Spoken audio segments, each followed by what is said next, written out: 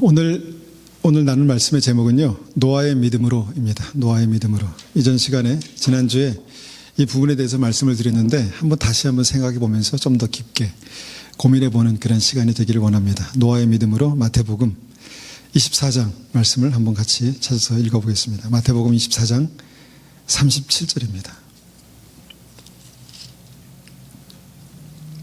마태복음 24장 37절. 자, 37절부터 39절까지 제가 받들어 읽겠습니다. 노아의 때와 같이 인자의 임함도 그러하리라. 홍수 안에 노아가 방주에 들어가던 날까지 사람들이 먹고 마시고 장가들고 시집가고 있으면서 홍수가 나서 그들을 다 멸하기까지 깨닫지 못하였으니 인자의 임함도 이와 같으리라. 여러분, 주님 오실 때가 아주 가까웠습니다. 주님 오실 때가 정말 가까웠습니다. 이것이 믿는 사람들에게는 불안감이나 그러면 어떻게 되나 당황함이 아니라 정말 믿음 안에서 주님 오실 때가 가까웠구나. 그러면 어떻게 해야 되지? 어떻게 깨어나야 되지? 이렇게 이제 고민하는 그런 은혜의 때가 지금이라고 믿습니다. 주님께서 다시 오실 때가 노아의 때와 같다. 이것은 진리입니다. 여러 가지 면에서 그렇습니다. 첫 번째는 노아의 때와 같이 주님 오실 때 정말 믿는 사람들의 어떤 그 숫자가 굉장히 적을 것이다라는 것입니다. 진짜 믿음을 가진 사람, 진짜 믿음으로 주님을 기다리는 사람, 주님의 다시 오심을 사모하는 사람들이 많지 않을 거다, 그런 말씀을 하십니다. 그러나 끝까지 주님께서 우리를 사랑하시고 붙드시고 기다리시고 그런 믿음으로 주님 앞에 서기를 원하십니다. 우리 한 분 한 분이 그런 믿음으로 주님 앞에 서야 될 것입니다. 저도 주님 앞에 그 믿음으로 서기 위해서 정말 많이 노력합니다. 하나님, 어떻게 주님께서 다시 오실 때 주님, 제가 여기 있습니다. 그렇게 주님께서 주님을 만날 수 있는 믿음으로 설 수 있을까? 착하고 충성된 종아, 잘했다, 수고했다 라고 할 수 있는 믿음으로 설 수 있는가? 정말 고민하고 그렇습니다. 때로는 정말 제가 그렇게 하지 못하는 거에 대해서, 그렇게 살지 못하는 거에 대해서 하나님, 저를 긍휼히 여기십시오, 불쌍히 여기십시오, 그렇게 기도하지만 그래도 우리가 다시 주님의 은혜 가운데 믿음으로 나아갈 때 우리를 새롭게 하시고 우리를 온전케 하시는 주님의 은혜가 지금도 역사합니다. 믿으십니까? 예, 그래서 주님 오실 때가 노아의 때와 같다. 믿음의 사람들이, 진짜 믿음을 가지고 있는 사람들이 적다라는 것이 첫 번째 말씀의 핵심이고요. 두 번째는, 그때는요, 그래서 사람들이 왜 그런가, 왜 하나님을 믿는 믿음이 그렇게 정말 적은가, 제대로 믿는 믿음이 적은가, 모든 사람의 관심이 나에게로만 그렇게 집중되어 있기 때문에 그렇습니다. 모든 사람의 관심이 점점 더 개인주의가 더 강력해지고 팽배해지고, 그래서 내 삶의 내 일, 내 관심사, 그것만 그렇게 집중하는 그 시대가 지금 이 시대입니다. 그래서 사람들이 다른 사람을 돌아볼 줄 모르고 다른 사람을 이해할 줄 모르는 어떤 그런 시대가 지금 이 시대입니다. 그래서 믿음도 그것에 영향을 갖는 거예요. 그래서 주님의 마음은 주님께 있는 게 아니라 사랑하는 이들에게 있는 거거든요. 그래서 주님께서 이 땅에 오셔서 십자가에 돌아가신 거예요. 그런데 믿음의 사람들이, 주님의 길을 가는 믿음의 사람들이 주님의 마음을 모르는 것입니다. 그래서 내게만 모든 관심이 집중되어 있기 때문에, 그래서 내 삶에만 관심을 갖다 보니까 주님 다시 오시는 그때를 놓치는 것입니다. 언제까지요? 심판 직전까지. 많은 사람들이 노아의 때 그랬듯이 지금도 주님 다시 오시는 직전까지 어떻게 이 상황에서 주님이 오실까? 아마 믿음 안에 있지 않으면 모든 것이 순리대로 이렇게 잘 되어가는 것 같기 때문에 그런 생각을 못할 것입니다. 어떻게 이렇게 마른 하늘에 주님께서 구름 타고 오실 수 있을까? 그런 생각을 못할 수밖에 없습니다. 그런데 그런 생각을 해야 합니다. 그 믿음이 우리에게 있어야 합니다. 그래서 주님께서 우리에게 다시 오실 때 주님께서 그런 믿음의 사람들이 주님을 만나고 구원받을 것입니다. 믿으십니까? 네. 그래서 어떻게 하라는 말씀인가? 그래서 구원받을 사람이 적으니까요, 정신을 차리자는 것입니다. 정신을 바짝 차려서 여기 있는 한 분 한 분, 모든 분들이 예수님 오실 때 구원받아야 하지 않겠습니까? 주님께서 그 믿음이 진짜다, 그 믿음이 구원받는 믿음이다 라는 그런 주님의 음성을 들어야 되지 않겠습니까? 그 믿음으로 우리가 우리의 삶을 확인할 수 있어야 되지 않겠습니까? 그래서 그런 믿음으로 정신을 차리자는 것입니다. 정신을 차리자. 정신을 차리자. 어떻게 하면 주님 제가 깨어서 정신을 차릴 수 있습니까? 어떻게 하면 제 믿음이 살아있을 수 있습니까? 그런 기도를 하는 것입니다. 그러면서 내 삶의 삐뚤어진 부분들을 다시 세우고 회개하고 주님 앞에 믿음으로 나아가는 것이죠. 정신을 차리는 것입니다. 잠에서 깨어나는 것입니다. 물론 슬기로운 다섯 처녀도 주님 오실 때 피곤해서 잤습니다. 졸았습니다. 그런데 주님 오시는 그 순간 다시 깨어났습니다. 그래서 주님께서 주님 오시는 소리가 난다라는 그 음성을 들었을 때 다시 깨어나서 등불을 들고 주님을 맞으러 나갔던 것이죠. 정신을 차려야 합니다. 그리고 두 번째가 오늘 우리가 함께 깊이 생각해 볼 말씀의 핵심입니다. 그 시대에 구원받는 사람들이 누구였나요? 그 시대에 구원받는 사람 누구였습니까? 노아의 시대. 노아 8식구, 8명밖에 구원받지 못했습니다. 그래서 그들만 구원받는구나. 처음에는 저는 이 말씀이 이해가 되지 않았습니다. 그들만 구원받는 거구나. 그렇습니까? 그들만 구원받습니까? 그들만 구원받았습니다. 그런데 주님 다시 오실 때가 노아의 때와 같다는 그 말씀이 적다라는 말씀도 있지만 노아와 같은 믿음을 갖지 않으면 주님 다시 오실 때 구원받는 노아와 같은 믿음을 갖지 않으면 구원받기 어렵다, 이런 말씀을 이 말씀 가운데 하는 것입니다. 그래서 이 말씀을 더 깊이 생각하게 됩니다. 노아의 믿음이 뭔가, 주님 다시 오실 때 이 노아의 믿음이 뭔가 고민하게 되는 것이죠. 지금은 제가 몇 차례 거쳐서 말씀드린 것 같이 요한계시록의 말씀이 성취되는 시대를 살고 있습니다. 요한계시록에 있는 말씀이 이전에는 어떻게 이것이 실제가 될까? 이것은 그냥 계시록, 그냥 묵상을 위한 말씀이구나 라고 생각할 수밖에 없었던 때가 있었는데 10여 년 전만 해도 그랬습니다. 근데 지금은 그 요한계시록의 어떤 실제가 우리 삶 가운데 나타날 수 있는 모든 준비가 되어 있는 그런 시대를 살고 있다는 것입니다. 제가 계속 말씀드리고 있지만 4차 산업혁명, 우리 이게 생소한 말이지만요, 지금 실제로 우리 삶에 정말 뭔가 이 새로운 변화들이 일어나고 있다는 것입니다. 우리의 삶의 주위에 모든 직업군의 모든 기술, 과학기술의 어떤 그 삶 속에서, 실제 속에서 실제로 그렇게 4차 산업혁명이 그렇게 일어난다라고 사람들이 책으로도 그렇게 말하고, 많은 어떤 교수들이나 그런 사람들이 4차 산업혁명은 뭔가, 무엇이 달라지는가, 어떻게 변화되는가 그렇게 이제 말하고 있습니다. 그런데 우리는 크리스찬으로서 무엇을 보게 되는가? 저는 개인적으로 여기서 딱 두 가지가 딱 눈에 들어오는 것입니다. 그것은 뭐냐면, 우리가 요한계시록 13장의 표를 받는 문제를 생각해 본다면, 뭔가 우리가 표를 받고 매매하고 이런 문제가 거기에 기록되어 있지 않습니까? 그게 뭐냐면, 앞으로 우리의 삶 속에 이제 우리가 현금 가지고 다니지 않잖아요. 그죠? 이 디지털 화폐가 이제 더 많이 상용화될 것입니다. 화폐가 상용화될 거예요. 디지털 화폐가. 그래서 이제 현금 가지고 다니지 않고요. 이제는 칩으로 다 계산할 겁니다. 칩으로 다 계산하고 우리가 이미 그렇게 해왔습니다. 그래서 제 지갑 속에 40불이 들어있었는데 그것이 한 달째 그대로 있어요. 한 달째. 그냥 접혀가지고 그대로 있습니다. 왜냐면 가게에 가서 항상 카드로 이렇게 결제하기 때문에 그게 뭡니까? 칩으로 된다는 거예요. 근데 그것을 본격적으로 이제 만들어 가고 있는, 시스템화하고 있는 그런 때로 우리가 살고 있다는 것입니다. 중국에서 그 일을 처음 시작하고 있어요. 중국에서 한 도시는 우리나라보다 사실 거기는 인구가 많은 데가 있어요. 그런 도시가 전체가 다 그 디지털 화폐를 쓰도록 그렇게 지금 만들어 가고 있고요.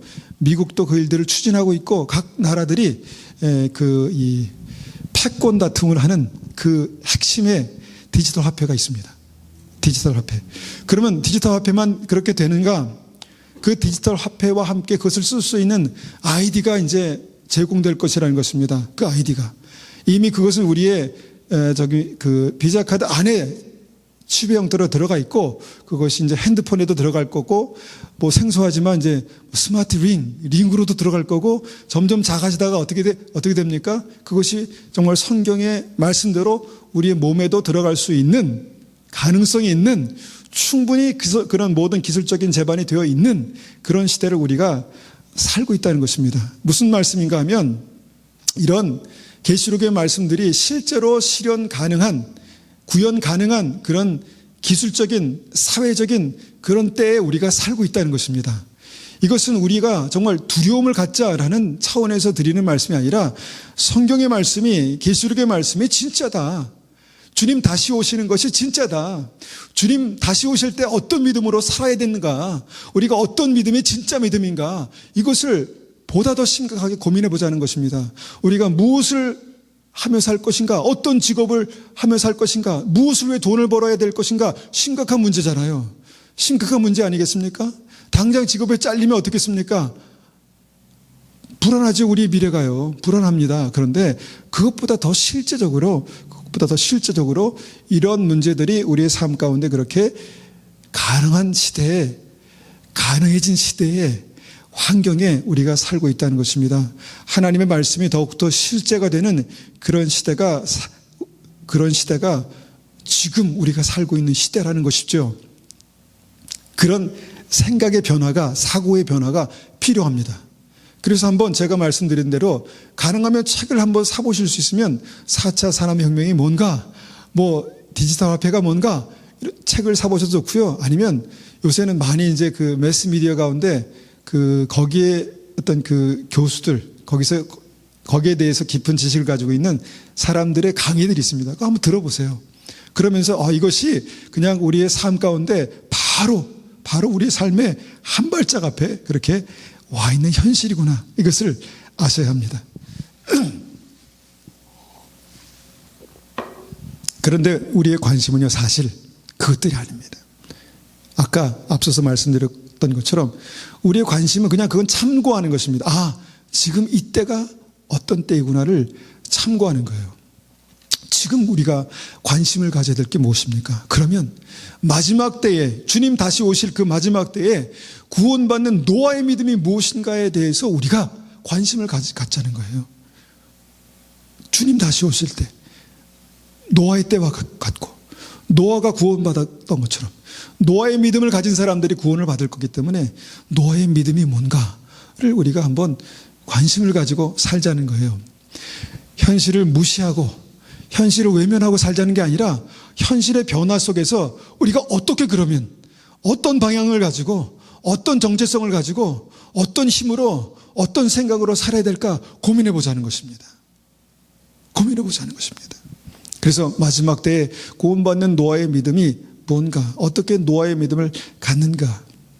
창세기 6장 14절입니다. 창세기 6장 14절. 자, 너는 고페르 나무로 너를 위하여 방주를 만들 때.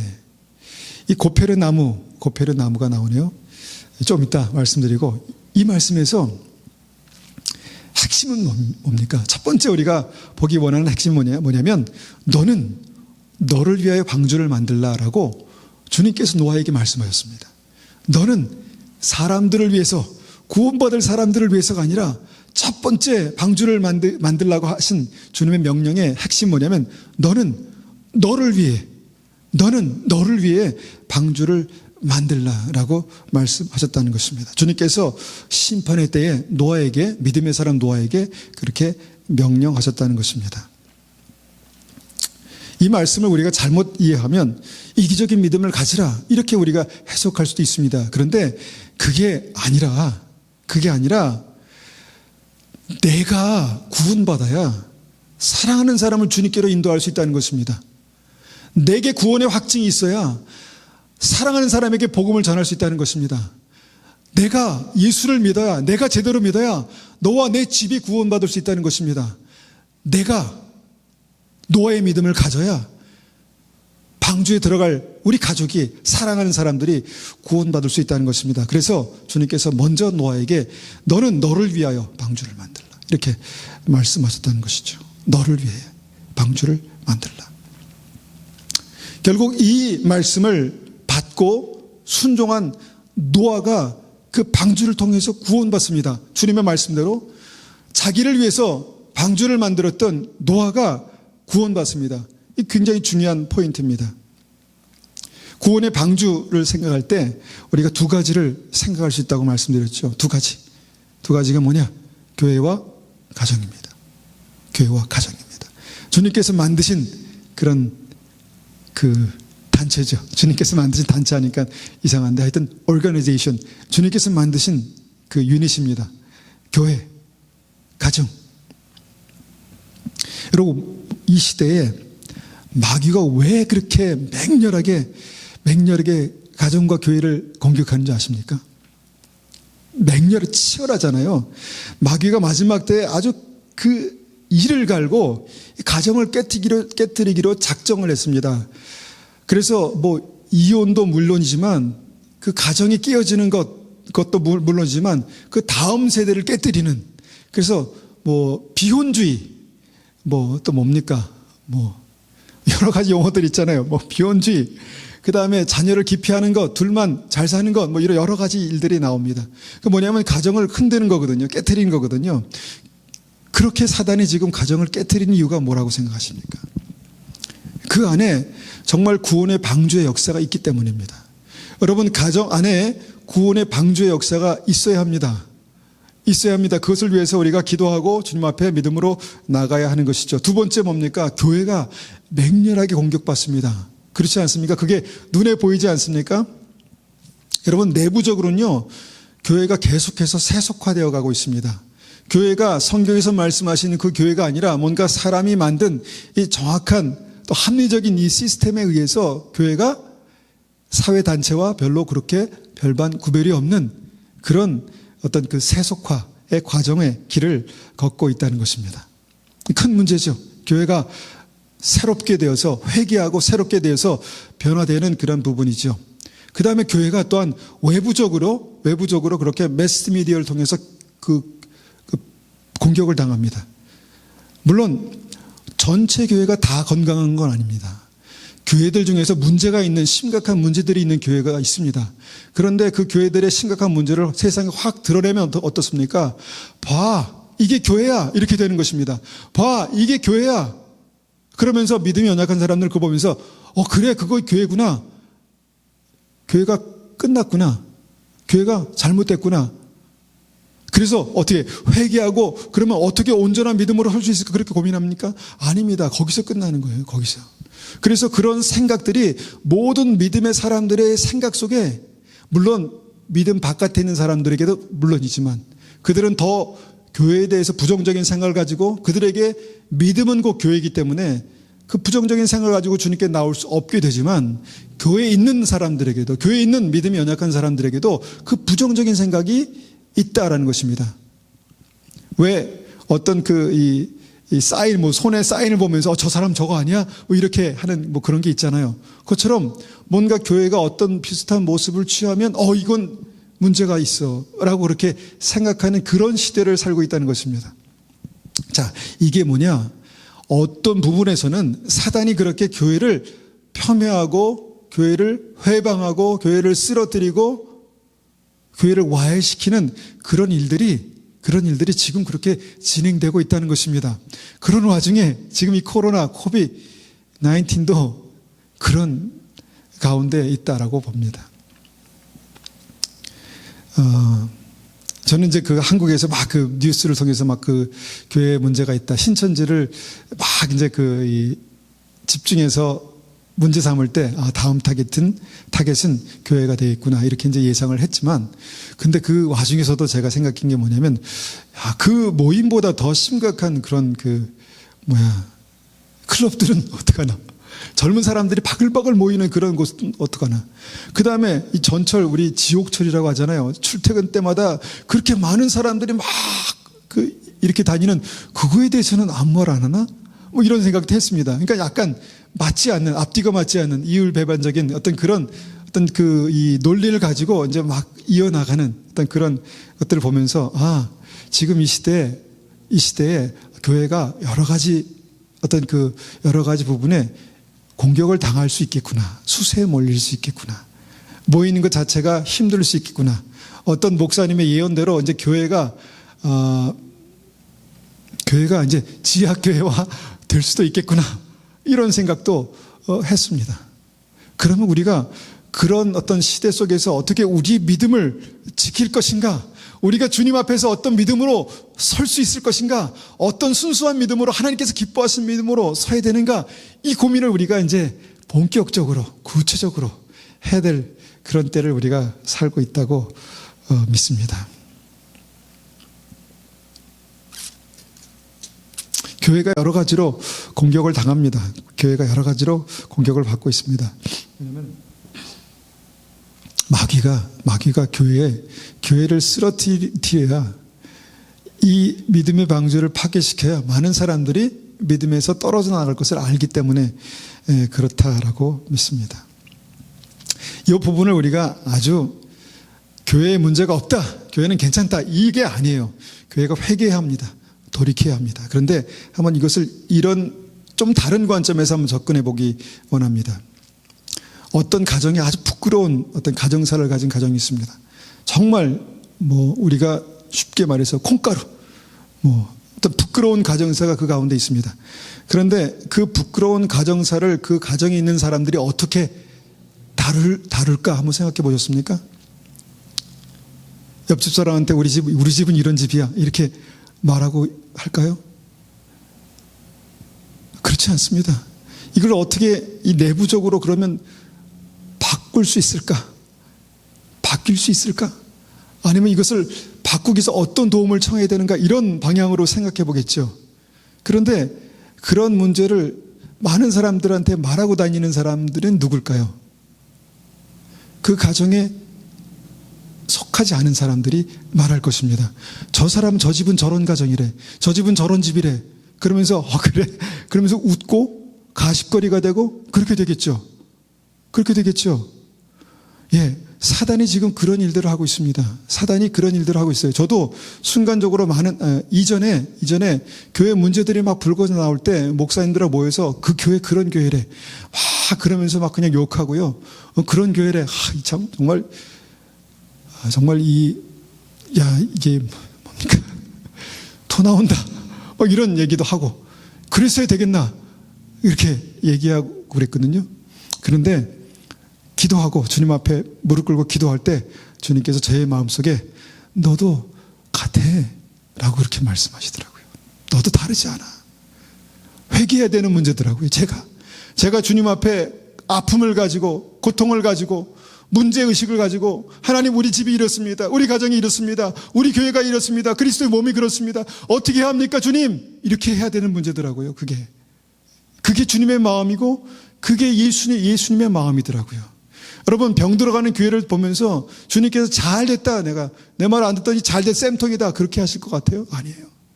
아파하실 것입니다. 눈물을 흘리면서, 아파하시면서, 기도하시면서 회개해야 돼. 똑같은 회개해야 돼. 이것이 잘못됐어, 회개해야 돼. 그렇지만 그 주님의 마음은 어떨까요? 찢어질 것입니다. 아픔이 있을 거예요.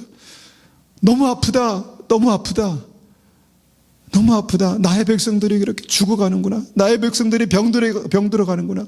내 교회가 그리스도의 몸이 이렇게 병들어 있구나. 어떻게 하냐? 하나님의 사람들을 보내고 하나님의 사람들을 그 가운데 일으키고 그렇게 하시지 않겠습니까? 여러분, 그런 일들이 지금 이 시대에 일어나고 있다는 것입니다. 믿음의 사람들이 정신을 바짝 차려야 돼요. 저부터 정신을 바짝 차리면 그 문제가 그 사람들의, 그 교회들의 문제가 아니라 내 문제라는 그런 의식을 제가 가질 수 있겠더라고요. 아니면 우리 교회는 괜찮잖아, 내가 그랬나? 우리 교회가 그런가? 아니야, 아직 괜찮아, 이렇게 안위하면서, 나 자신을 안위하면서 아마도 저는 계속해서 그들을 향해서 손가락질하고 그러겠죠.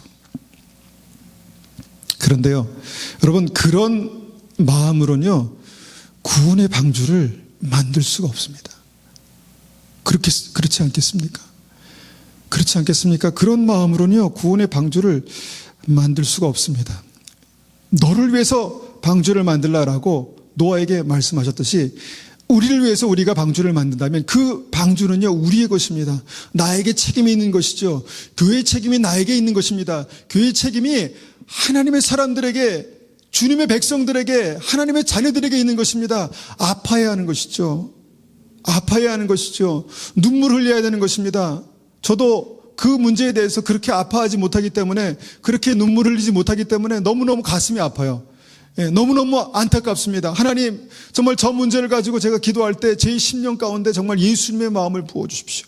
주님의 눈물을 주님 주십시오. 이렇게 기도하기도 합니다. 그래서 저는 이제 그런 부분들을 이제 웬만하면 얘기를 안 하죠. 안 하고 기도하죠. 여러분, 누가 방주에 대한 책임이 있습니까? 목사가 책임이 있죠. 목사 책임이 있습니다. 그런데 목사가 책임이야 라고 말하는 그런 믿음을 가지고는요, 내가 너를 위해 방주를 만들라라는 믿음을, 말씀을 붙들 수가 없습니다. 여러분, 내가 구원의 방주에 책임이 있어야, 책임자가 돼야, 책임감을 가져야 네가 너를 위해 구원의 방주를 만들라라는 주님의 말씀을 붙들 수가 있다는 것입니다. 우리가 믿는 사람이, 구원받는 사람이, 여러분, 구원받는 믿음의 방주에 대한 책임이 있다는 것입니다. 마태복음 25장의 달란트 비유에서 여러분, 구원받는 종들이 누굽니까? 목사입니까? 사역자들입니까? 아닙니다. 예수님을 구주로, 주여라고 부르는 모든 믿음의 사람들입니다. 믿음의 사람들에게 무엇이 있었습니까? 달란트가 있었습니다.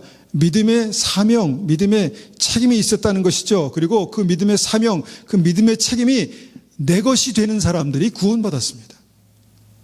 아니야, 이건 주님 거야. 아니야, 이거는 다른 사람에게 속한 거야. 그리고 그것을 땅에 묻어뒀던 사람들은요, 그 믿음으로 구원받지 못했습니다. 주여, 주여, 주여, 주여 라고 해도, 주님의 종으로 시작해서도 여러분, 그것이 나의 책임이 되지 못한, 그것이 주님께 주신 그 책임이 나의 책임이 되지 못한 그 종들은요, 구원받지 못했습니다. 한 달란트 받은 종, 구원받지 못했다는 것입니다. 주님께서 착하고 충성된 종아라고 말씀하신 그들은요, 그 받은 달란트, 그 사명이 내 것이 되었습니다. 내 것이 되었습니다. 여러분, 내가 너를 위해 구원의 방주를 만들라라는 믿음의 사명이 내 것이 될 때, 여러분, 그 방주가 나의 구원을 이루는 구원의 방주가 될 수 있습니다. 그래야 내 사랑하는 가족들이 구원받습니다. 사랑하는 가정이 구원받습니다. 여러분, 믿으십니까? 그 은혜가 있어야 합니다. 그래서 핵심은 뭐냐면요, 결국 구원의 방주는 그 구원의 방주를 만든 사람이 들어간다는 것입니다. 주인의식을 가지고 그것을 만든 사람이 들어간다는 것입니다. 여러분, 가정을 생각해 보십시오. 가정에 주인의식이 없는 사람이 있을까요? 없겠죠. 우리 가정을 아마 가정에서 상처받고 깨어진 가정에서 어렵게 하면, 나는 이 지긋지긋한 가정에서 나는 완전히 내 삶을 뽑아내겠어. 이 지긋지긋한 가정에 나 탈출할 거야. 이런 사람들은 아마 그 주인의식을 갖지 않겠죠. 그런데 웬만한 모든 사람들은요, 가정에 대해서 우리 가정, 우리 집, 이런 의식이 있다는 것입니다. 그리고 생각만 그렇게 할까요? 행동도 그렇게 할 것입니다. 누가 우리 엄마를 욕하면, 우리 엄마의 문제가 있겠지만 우리 엄마를 욕하면 화가 나겠죠. 네가 뭔데 우리 엄마한테, 네가 뭔데 우리 엄마에 대해서 이렇게 얘기하겠죠. 이런 생각과 생각의 변화와 이런 태도의 변화가 나타나겠죠. 이것이 구원의 방주를 만드는 책임을 가진, 주인의식을 가진 사람들입니다. 그 사람들이 노아라는 것입니다. 노아의 믿음을 가진 사람들이라는 것입니다. 우리의 가정이, 우리의 교회가, 하다못해 옆에 있는 교회도 그리스도의 몸이잖아요. 그런 마음을 가지고 중보하고 기도하고 돕고 그래야 되지 않겠습니까? 그래서 교회에서 신앙생활 잘 하시다가 옆 교회로 가시면 거기서 더 신앙생활 잘 할 수 있도록 도와드리고 기도하고 중보하고 그렇게 돼야 되지 않겠습니까? 그래서 다 가버리면, 그 교회가 더 잘 되면 더 좋죠. 그러면 저는 전도하는 사람이 되면 되니까. 그렇지 않겠습니까? 그런 마음으로, 그런 믿음으로 살아가는 사람들이 노아입니다. 너는 너를 위하여 구원의 방주를 만들라라는 믿음을 붙든 사람들입니다. 두 번째요, 방주를 만드는 재료가 이미 정해져 있습니다. 너는 고페르나무로 너를 위하여 방주를 만들되, 이렇게 말씀합니다. 그 안에 칸들을 막고 역청을 그 안팎에 칠하라. 고페르나무, 이전 이 번역에는 향나무인가요? 그렇게 되어 있지만 정확한 가까운 게 이제 고페르나무, 사이프러스 나무랍니다. 근데 사이프러스 나무로 방주를 만들래요. 왜 그래야 합니까? 이런 생각을 합니다. 왜 그래야 합니까? 다른 나무도 많은데 왜 그 나무로 만들어야 합니까? 왜 역청을 칠해야 합니까? 차라리 정말 소나무로 만들면, 방주를 만들면, 차라리 송지를 바르면 향긋하고 그럴 텐데, 아스팔트를 만드는 그 재료 있지 않습니까? 역청을 바르면 얼마나 냄새가 역겹겠습니까? 왜 그래야 합니까? 그렇게 생각할 수 있었는데, 주님께서 방주를 만들라라고 말씀하실 때 어떤 만드는 재료를 정해 주셨다는 것입니다. 여러분, 방주를 만드는 재료를요, 보니까 사람의 합리적인 생각으로 그 재료를 충분히 선택할 수가 있겠다라는 생각이 듭니다.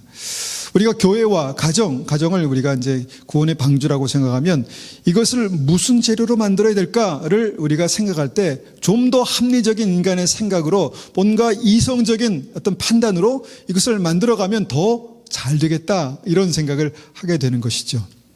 교회에 그래서 세속화 바람이 불어오는 것입니다. 사람의 생각이 교회에 들어와서 교회의 무식한 어떤 신앙, 맹목적인 무식한 신앙보다는 뭔가 합리적이고 사람의 생각, 이성적인 어떤 생각으로 교회를 잘 운영해 가면 되겠구나라는 그런 생각들이 교회에 들어오기 시작했죠. 교회가 부흥하면서. 여러분, 그런 생각으로 교회가 점점점 어떻게 변해야 되는가? 사람들의 마음속에, 사람들의 생각 속에 그 이성적인 믿음에 대한 어떤 그 충만함이 있었는데요. 시대가 지나면서 교회 안에 성령의 역사가 사라졌습니다. 뭔가 지식적으로 충만한 그런 이 진리가 머릿속에 찼는데, 그러면 그럴수록 한편에서는요, 성령의 강력한 역사가 교회에서 사라져 갔다는 것입니다.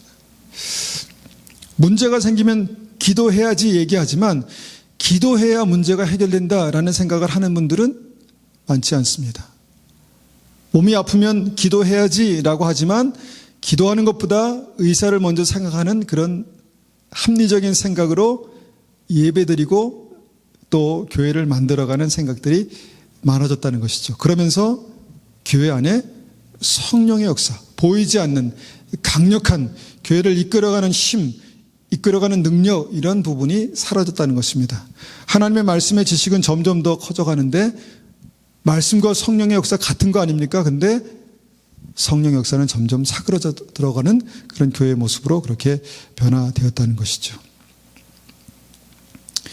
여러분, 제가 이전의 말씀을 같이 나누면서 제가 좀 맞지 않은 것 같은 질문을 그렇게 드렸던 기억이 납니다. 뭐냐면, 주님의 말씀과 성령 중에 무엇이 중요한가요? 이렇게 이제 말씀을 드리고 성경 공부를 하고 그랬던 기억이 납니다. 주님의 말씀과 성령 중에서 무엇이 더 중요한가요? 한번 질문을 드려봅니다. 한번 생각해 보십시오.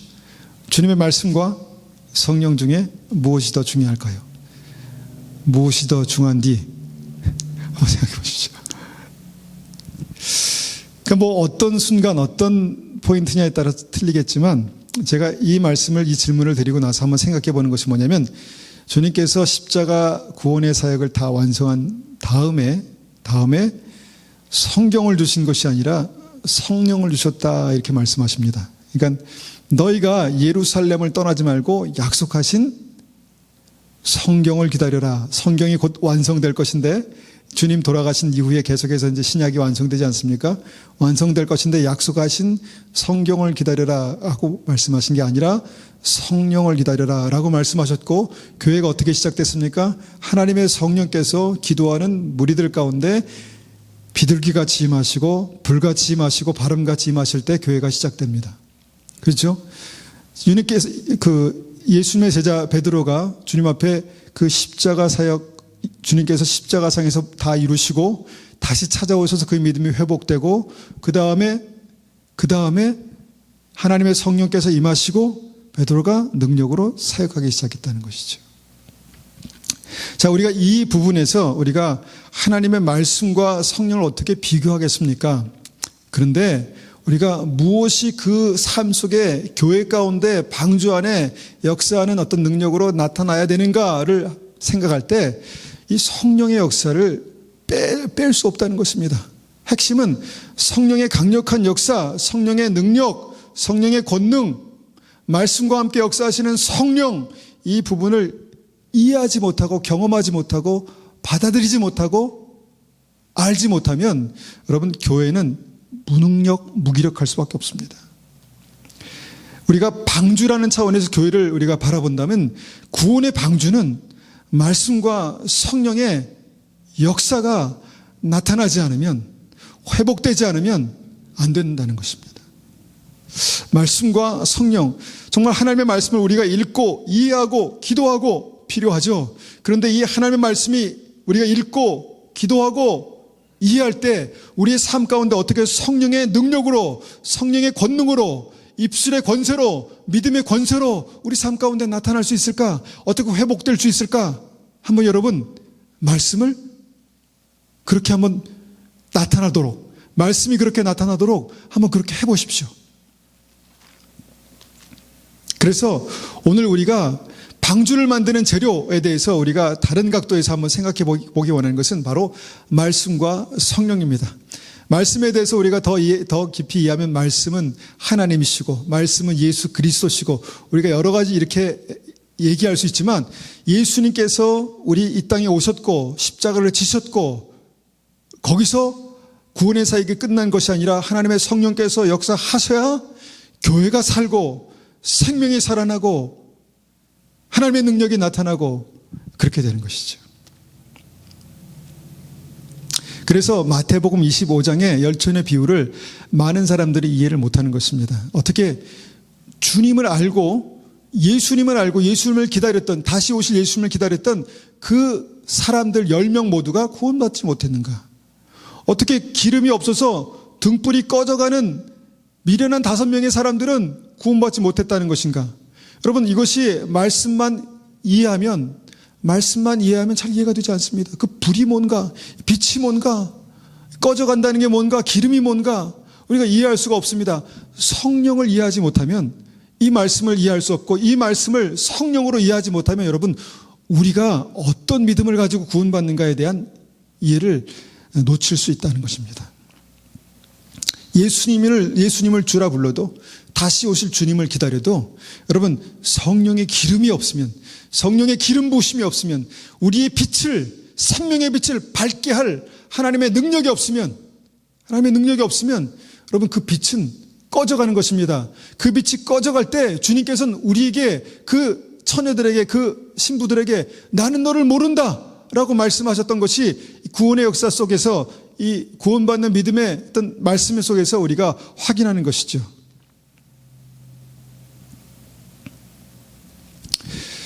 그런데 여러분 주님 오실 때가 가까웠다고 말하는 이때에 정말 두려운 것은 많은 교회들에서, 많은 크리스찬들에게서 그 생명의 빛이 점점 꺼져가고 있다는 것입니다. 사라져가고 있다는 것입니다. 정말 저 사람 안에 예수께서 계신가? 저 사람 안에 주님의 능력이 있는가? 주님의 은혜가 있는가? 주님의 사랑이 있는가? 우리가 확인해 볼 때 정말 우리의 삶 가운데 정말 그것이 있는가라고 확인해 볼 때 많은 부분에서 다시 회복해야 할, 다시 기름을 채워야 할, 다시 빛을 발해야 될 그런 때를 우리가 살아가고 있다는 것입니다. 여러분 많은 사람들이 방주를 만드는 재료의 반쪽에만 집착하는 그런 시대를 살고 있습니다. 말씀만 이해하고 그 진리를 붙들면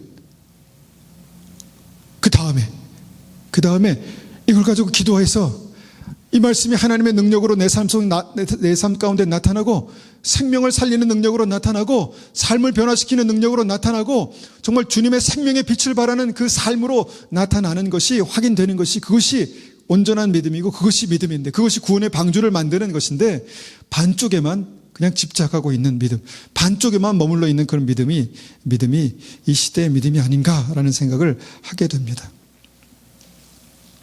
그래서 우리 안에 주님께서 생명의 빛으로 성령의 기름 부으심이 있고 생명의 빛을 밝히는 능력으로 나타나는 것. 그래서 말씀과 성령이 함께 우리 삶 가운데 역사하는 것. 이것이 이 시대에 우리가 노아의 때에 회복해야 될 믿음입니다. 말씀과 성령의 이 능력이 우리 삶 속에 나타나야 되는 것이죠. 에베소서 2장 22절 우리가 알고 있는 말씀. 너희도 성령 안에서 하나님이 거하실 처소가 되기 위하여 그리스도 예수 안에서 함께 지어져 가느니라. 그리스도 예수 안에서 말씀 가운데 함께 지어져 가는 건 맞습니다. 그런데 성령 안에서 하나님이 거하실 처소가 되는 것이죠. 구원의 보증으로 성령을 받은 이들이 성령 안에서 그리스도 예수와 함께 지어져 간다. 그리스도 예수 안에서 함께 지어져 간다. 이렇게 말씀하는 것이죠. 그래서 간단히 말해서 요약하면 말씀과 성령이 방주를 만드는 재료다. 이렇게 이해할 수 있습니다. 그렇다면 우리가 말씀을 읽잖아요. 그러면 이 말씀이 어떻게 우리 삶 속에 하나님의 성령의 능력으로 나타날 수 있는가? 우리의 믿음이 지식이 아니라 어떻게 삶의 능력, 내 삶을 바꾸는 능력으로 나타날 수 있는가 고민하게 되는 그런 부분입니다. 세 번째로 방주를 만드는 방법에 대해서 말씀드렸습니다. 방주를 만드는 방법은 주님께서 설계하신 방법이 있습니다. 설계하신 방법이 있는데 창세기 6장 15절 보니까 내가 만들 방주는 이러하니 그 길이는 300규빗, 너비는 50규빗, 높이는 30규빗이라. 주님께서 그 치수와 방법을, 치수와 어떤 그 설계도를 말씀해 주셨어요. 그래서 방주, 교회와 가정은요, 주님께서 설계하신 방법대로 만들 수 있습니다. 주님께서 설계하신 방법, 아까 재료를 뭐라고 말씀드렸죠? 말씀과 성령이라고 말씀하셨죠? 말씀이 계시고 성령이 계셔야 여러분 방주를 만들 수 있습니다. 근데 어떻게, how, 이것이 이제 방주를 만드는 그런 방법이라는 거죠. 근데 어떻게 만들 수 있는가? 제가 지난 시간에 방주는 사랑으로 만든다. 이렇게 말씀드렸습니다. 사랑으로. 방주를 주님께서 설계하실 때 어떤 의도로 설계하셨을까요? 어떤 의도로? 구나무로 만드셨을까요? 방주를 구나무로? 튼튼하게 만들어서 다 승리하는, 심판하는 뭐 어떤 그런 도구로 만드시지 않으셨죠? 방주는요, 내가 너를 위하여, 내가 노아를 구원하고 노아와 믿음의 사람들을 구원하기 위한 구원의 방주로 살리기 위한, 사랑으로 살리기 위한 방법으로 만드셨다는 것입니다. 왜 살리십니까? 사랑하시기 때문에. 그것이 노아의 방주를 주님께서 설계하신 그 설계 목적이었다는 것이죠. 그래서 방주는요, 풍랑으로부터 보호하는 것이 목적이었습니다. 방주의 목적이 심판이 아니라 방주의 목적이 살리고 보호하고 건지기 위한 것이었다는 것이죠. 이 설계 목적을 우리가 알면요, 방주를 만들 때 우리가 같은 의도로, 같은 목적으로 만들 수 있다는 것입니다. 같은 목적으로, 같은 의도로. 그래서 하나님을 사랑하는 사람들이 방주를 만들 수 있습니다. 하나님을 사랑하는 사람들이. 그렇지 않습니까? 하나님을 사랑하는 사람이 하나님께서 사랑하는 우리를 구원하시려고 만드신 방주를 만들라라고 명령했다면 하나님을 사랑하는 사람들이 그것을 만들 수 있겠죠. 하나님의 방법대로 사랑하는 사람들이 만들 수 있겠죠. 사람을 사랑하고 참 믿음 안에서 제가 참 많이 변화됐습니다. 많이 변화돼서 제가 참 정이 없는 사람이죠. 정이 없는 사람. 저 참 정이 없는 사람입니다. 좀 그렇게 안 보이시죠, 집사님? 근데 지금은 제가 참 놀라워요. 제가 그렇지 않습니다. 지금은 좀 그래도 굉장히 변화된 거예요. 굉장히 변화돼서 지금은 정말 한 분 한 분이 귀하고 사랑스럽고 좋습니다. 한 분 한 분이 귀하고 사랑스러웠습니다. 그리고 지금 어떻게 하면 내가 주님을 더 사랑할 수 있을까 이런 고민을 하고 있고요. 이 사랑을 가지고 만들 수 있습니다. 사랑하는 사람이 사랑하는 목적으로 만들 수 있는 게 방주라는 거예요. 사랑하시죠? 사랑하시죠? 예, 사랑하는 사람이 사랑하는 목적으로 만들 수 있는 게 방주라는 것입니다. 만약에 하나님을 사랑하지 않는 제가 방주를 만든다고 생각해 보십시오. 어떤 목적으로 만들까요? 어떤 목적으로? 생각나는 게 있으시죠? 어떤 목적으로 만들까? 만약에 사람을 사랑하지 않는 제가 방주를 만든다고 생각해 보십시오. 어떤 목적으로 만들까요? 어떤 방법으로 그 방주를 만들까요? 예, 방주의 설계도는요, 사랑하는 하나님께서 사랑하는 이들을 위해서, 사랑하는 노아를 위해서, 사랑하는 노아가 사랑하는 가족을 위해서 그렇게 만들었다는 것입니다. 그래서 하나님을 사랑하는 사람들이 그 믿음을 가지고 만들 수 있는 것이 구원의 방주입니다. 하나님의 사랑을 알아야 되고, 하나님의 사랑을 누려야 되고, 하나님의 사랑을 흘려보내야 되고, 율법의 가장 큰 계명이 무엇입니까? 바리새인들이 주님께 물었죠. 그랬을 때 하나님을 사랑하라, 이웃을 사랑하라, 이것이 모든 선지자와 율법의 강령이다, 이렇게 말씀하셨습니다. 그러니까 두꺼운 성경을 한마디로 요약하면 사랑하는 것이다. 하나님을 사랑하는 것이다. 너의 믿음의 목적은 뭐냐? 하나님을 사랑하는 것이다. 너의 믿음의 목적은 뭐냐? 사람을 사랑하는 것이다. 이것이 우리에게 주신 사명이고, 이것이 우리에게 주신 하나님의 생명의 말씀이라는 것입니다. 이렇게 우리가 말씀을 볼 때 하나님의 사랑이 우리의 삶 가운데 어떻게 나타나고 역사하는가 우리가 이해해야 하는 것이죠. 하나님은 사랑이시라. 하나님은 사랑이시라. 그 형제를 사랑하지 않는 자는 하나님께 속하지 않았다. 요한 1서 말씀이죠. 형제를 사랑하지 않는 사람은 하나님께 속하지 않았다. 하나님께 속하지 않은 사람이 어떻게 방주를 만들겠습니까? 여러분, 그것이 나의 회개의 제목이 되는 것입니다. 하나님, 제가 형제를 사랑하지 않습니다. 주님, 저를 불쌍히 여겨 주십시오.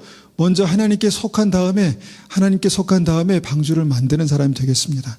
이렇게 주님 앞에 회개하며 믿음으로 나아가는 것이죠. 사랑이 없으면 아무것도 아니다. 내가 천사의 말을 할지라도, 설교를 아무리 잘해도, 천사의 말을 할지라도 사랑이 없으면 아무것도 아니다 말씀하셨기 때문에, 하나님 어떻게 합니까? 제 안에 하나님 그 뜨거운 사랑이 식어가고 있습니다. 불쌍히 여겨 주십시오. 주님, 제가 어떻게 하면 더 사랑할 수 있습니까? 이런 고민을 하게 되는 것이죠. 고린도전서에 그렇게 말씀하시잖아요. 그래서 진리와 성령으로 어떻게 합니까? 사랑하는 것입니다. 힘써서 주님을 사랑하고, 힘써서 우리 형제자매를 사랑하고, 힘써서 연약한 사람을 사랑하고, 힘써서 우리 아이들을 사랑하고. 사랑하면 아이들이 건강하게 크는데 제가 그걸 잘 못합니다. 그래서 회개해야 돼요. 하나님, 주님 불쌍히 여겨 주십시오. 제가 참 서툽니다. 사랑을 표현하는 게 서툴고, 사랑을 하는 게 서툴고, 주님 불쌍히 여겨 주십시오. 은혜를 구하는 것입니다.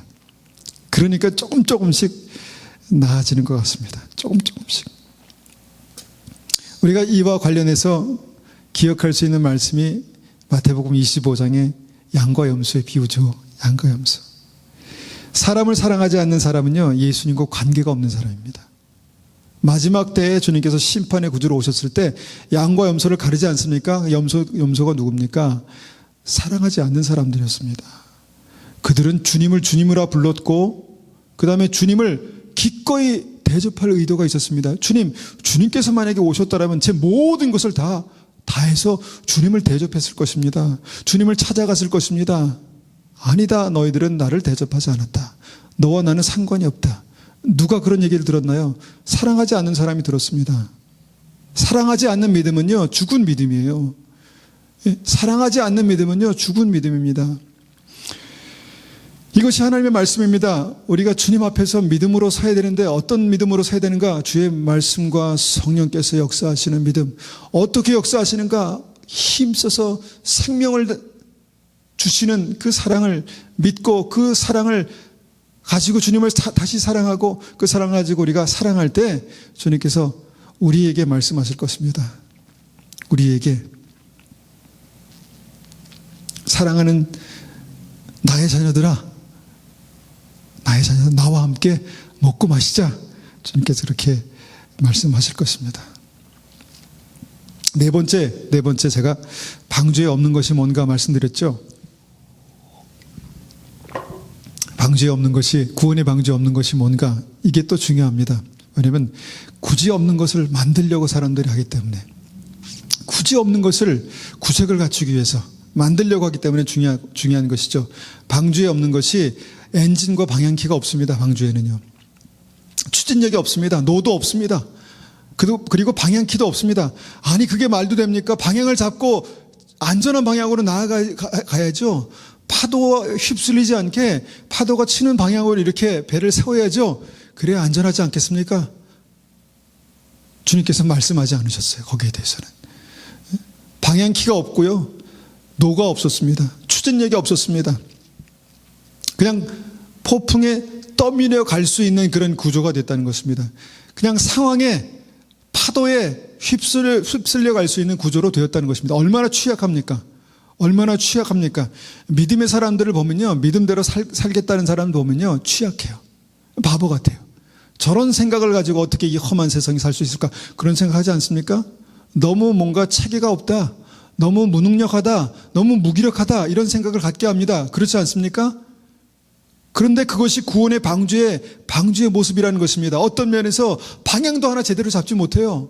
방향도 앞으로 나아갈 방향이 무엇입니까? 물론 우리에게 방향이 있죠. 방향이 있죠.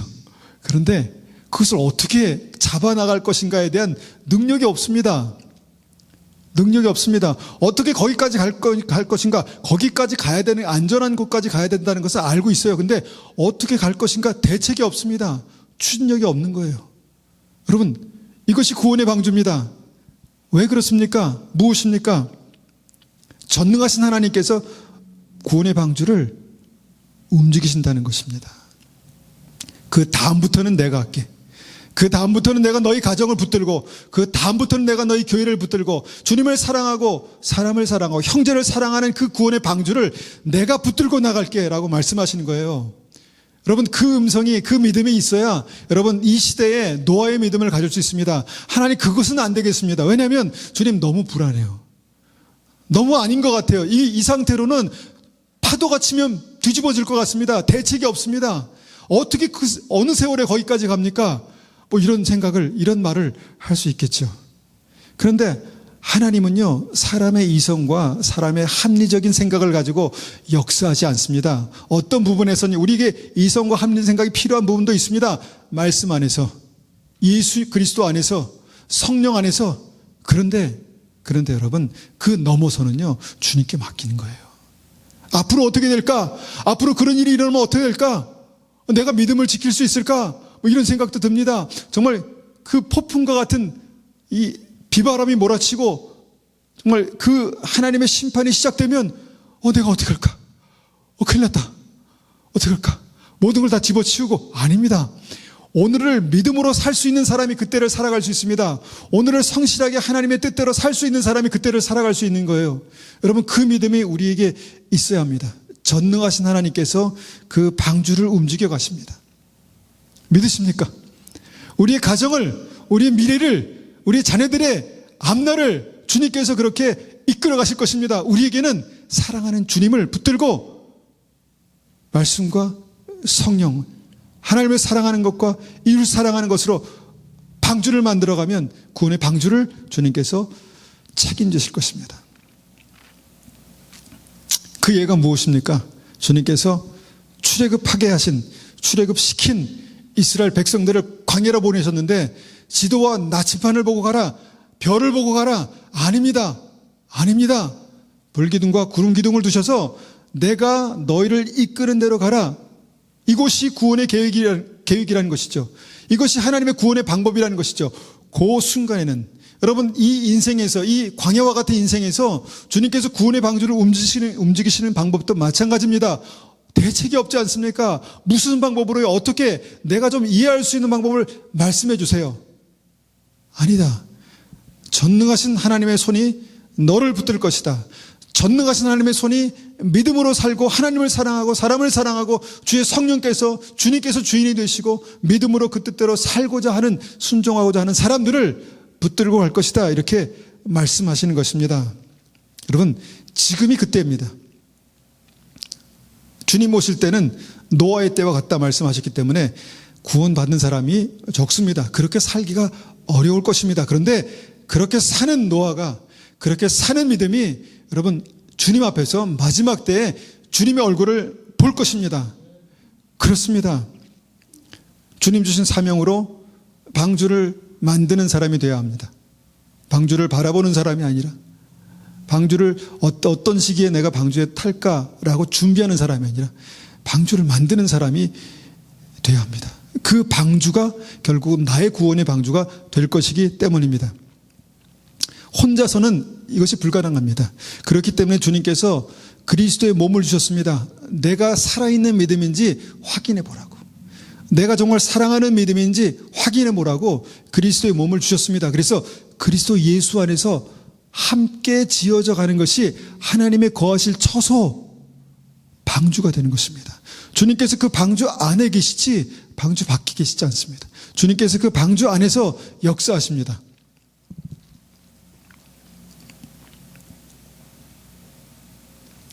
여러분, 오늘 이 말씀을 가지고 우리가 함께 기도하기 원하는 것은 정말 이것이 한 번 들어서 아 그렇구나 그렇게 이해하고 끝나는 말씀이 되지 않기를 바랍니다. 정말 마지막 때에 나에게 노아와 같은 믿음이 있지 않으면요 이 시대에 정말 믿음으로 설 수가 없습니다.